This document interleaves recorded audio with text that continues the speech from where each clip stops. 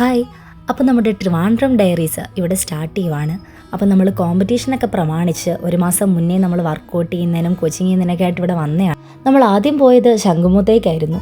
ശംഖുമുഖത്ത് ഒരു ലാപ്പ് ചെയ്തിട്ട് നമ്മൾ നേരെ ഹൈവേയിലേക്ക് വന്നു.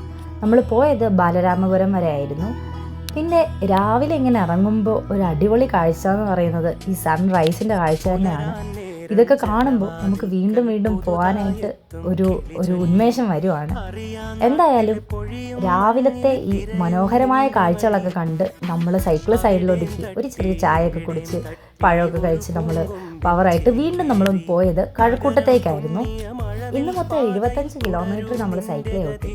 ഇനി ട്രിവാൻഡ്രത്തെ കുറേ സൈക്ലിംഗ് വിശേഷങ്ങളും ഒക്കെ ആയിട്ട് വരുന്നതായിരിക്കും. നമ്മുടെ വർക്കൗട്ട് വീഡിയോസും നമ്മുടെ ഫുഡിൻ്റെയൊക്കെ കാര്യങ്ങളായിട്ട് വരുന്നതാണ്. അപ്പോൾ എല്ലാവരും വീഡിയോ ഇഷ്ടപ്പെട്ടാൽ എൻ്റെ കൂടെ ഉണ്ടാവണം.